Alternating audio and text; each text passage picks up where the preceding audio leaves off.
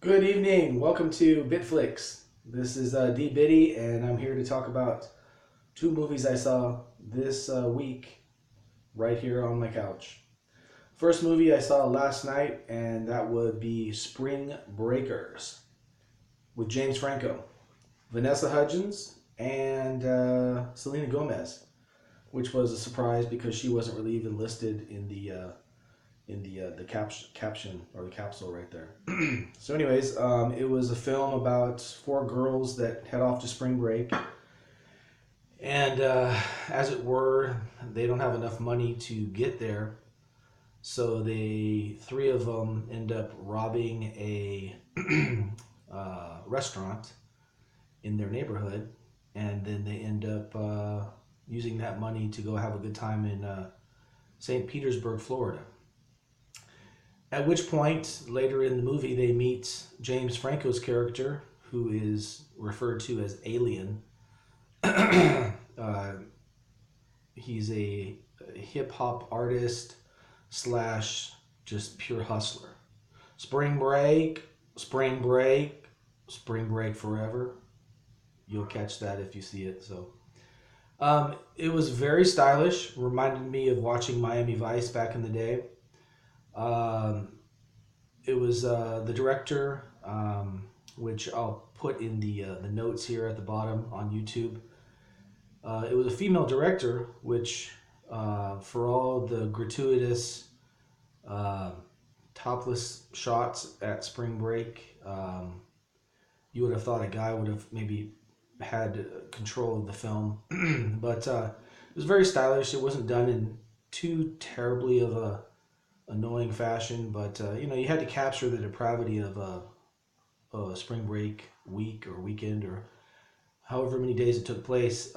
Turns out that two of the girls, well, let me just say, one of the girls ends up returning home earlier than the rest, and then James Franco ends up being almost as a temptation or a devil type character, where he's kind of pushing buttons that already exist with two of the girls for sinful nature, sinful behavior, and activity uh, to to heighten and to increase. So overall, I would recommend it. It's not for teens or younger teens. I would say it's for adults. The content is pretty violent. There's profanity. There's you know topless women and drugs and violence, gun shed violence. I'm not even sure gun shed is a word, um, but music there by Gucci Mane, who actually plays one of the rival gangsters to James Franco in his hustle to earn um, supremacy on the street corner there. Great performance by all the three leads that I mentioned. Vanessa Hudgens really was out of character for what she normally does. Selena Gomez played it pretty straight. Um, a pure girl named Faith. At the end of the credits, it even said that there was a Justin Bieber poster courtesy of such and such. So overall, I was actually taken aback. It ended up getting 3 stars, so that's what made me end up choosing to watch it. And really, it earned every star it got. I thought maybe even a 3.5 would have worked, just for the genre that it is. Kind of like a neo noir uh, gangster slash coming of age teenage movie. So I'd recommend it. Excuse me. And without giving away plot twist, the cinematography was incredible. The music supervision, the score, and so forth. Artists such as Ellie Goulding, Skrillex was one of the persons involved in the score. So a very clubby feel to it, and very stylish. Uh, Lots of neon and crazy camera angles, repeated dialogue, which gave it like kind of a dreamy effect. So if you have a chance to get that at Redbox or Netflix, it's a couple years old. I'd go ahead and say it's worth the rent, or worth a rent. And if you see it, just go ahead and put your comments down here and let me know if you liked it or not. Second movie I saw tonight, and quite a departure from the first. This one was the classic Passion of the Christ from Mel Gibson. And I had only seen that once. Uh, Truth be told, it's in my top 5 movies of all time. And generally, when a movie is in my top 5, I make a point not to see it that often because I don't want to water it down or lose that impact of the first time I saw it in the theater. My favorite film of all time is Back to the Future, which I have seen numerous times. That's one of those ones that it's lighthearted. It's, you can breeze through that and enjoy all the idiosyncrasies, the plot twists, the humor, and so forth. Movies like Titanic, which is either my second favorite or my third favorite, depending on where I place Passion of the Christ in the top 5. Being a longer movie, an epic, I've only seen that a couple times. So another movie, Glory, in my top 10. I've seen that a couple times. Some of these movies that are more historical are a little harder to sit through on repeated viewings. But in terms of Passion of the Christ, wow, it was like I was watching it for the first time all over again. It was very, very visceral.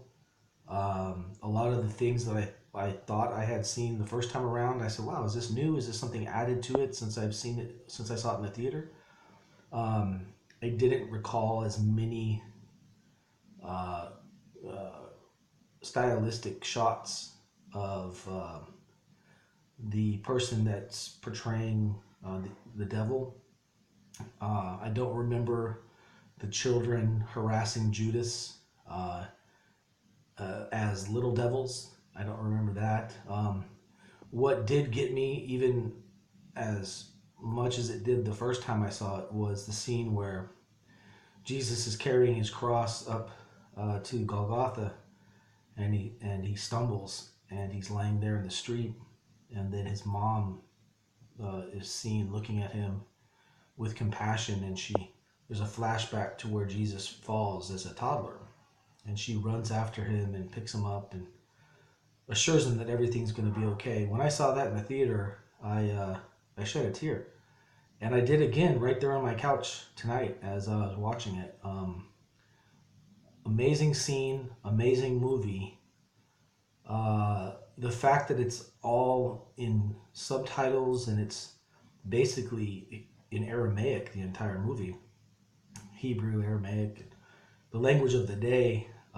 Sitting there watching the subtitles, the only time that I didn't realize how immersed I was into the film itself and not even allowing the subtitles to bother me was when I let it replay, and I'd be in the kitchen and I'd be fixing a drink or getting a snack, and then I would hear foreign language, and then I was like, oh yeah, it's like when you're watching it and you're reading the actual subtitles, it really does make you feel like you're hearing it in English for some reason.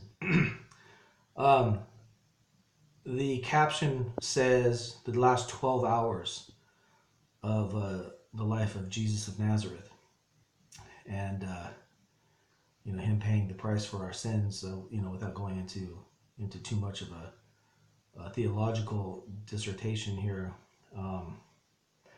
as a Christian, I fully understand what was going on, what was taking place, the significance of why he was beaten, and then why he had to shed his blood at the cross to pay the price for our sins.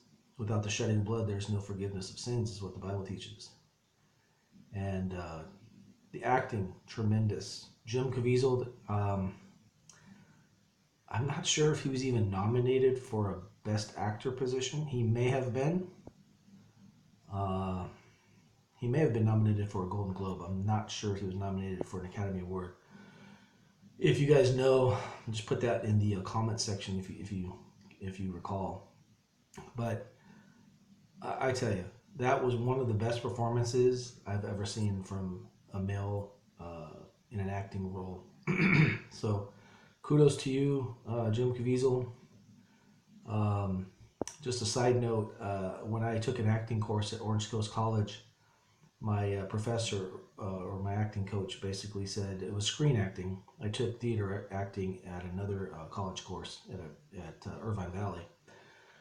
But he had said, on camera, you look like you could play Dennis Quaid's son. And sure enough, Jim Caviezel ended up getting a role as Dennis Quaid's son in a movie called Frequency, where it's like a time travel type flick, where I guess the Dennis Quaid character. Oh no, yeah, it was his son. It wasn't him as Dennis Quaid as a young man. It was his son. But that was a pretty interesting sci-fi movie. But I thought to myself, man, if I had the role, if I had the career Jim Caviezel had, who knows? I could have been playing Jesus, But wow, he did one heck of a job. The woman who played his mother, incredible. And then Monica Bellucci, I love her work. I've always loved her work. She plays Mary Magdalene, I believe is the character she plays. The woman caught in adultery that Jesus basically disarms the entire community that's ready to stone her by a few words and writing in the dust, and then they drop their stones. That was a powerful scene. So Passion of the Christ, 4 stars from me. It got 3 stars here in the caption, but I highly recommend. Now, the one thing people might lose in translation of watching this is that it is a depiction of the last 12 hours. So you're really looking at half of a day's worth of grueling, just torture. Lots of bloodshed, and for people that where they've put their faith in Jesus Christ, they understand how important this is. It's something that they long to sit through and soak up everything that this person is actually doing on the behalf of me as an individual. Now, for someone that is not a believer or is watching more from a historical perspective, a historical Jesus as opposed to a living Jesus, it may be a little monotonous, but cinematically, the way that Mel Gibson utilizes flashbacks during a long scenes like him at the whipping post, him walking up the long pathway it took to get to Golgotha, the place of skulls, where he was eventually crucified. These are long, drawn-out scenes of just torture and agony, and yet that's what the Passion is all about. So you have to know that going in. The way that he mixes the creative use of flashbacks, lighter moments, the teaching moments, time that Jesus spent with his disciples, all that really interspersed throughout the film, along with the actual narrative from the night in the garden where he looks to his disciples and says, "Couldn't you not wait but 1 hour? Couldn't you stay up 1 hour to watch?" All the way to the ascension, well, to the resurrection first, and then that's the one thing I think that I wished they would have shown was either him appearing again to his disciples as it talks about in the Bible, or even at the end when he ascends to heaven. So once again, that's just my my BITFLIX for the evening, my first BITFLIX ever. I know I took a lot of time in discussing these two films, but both of them are well worth it. One of them for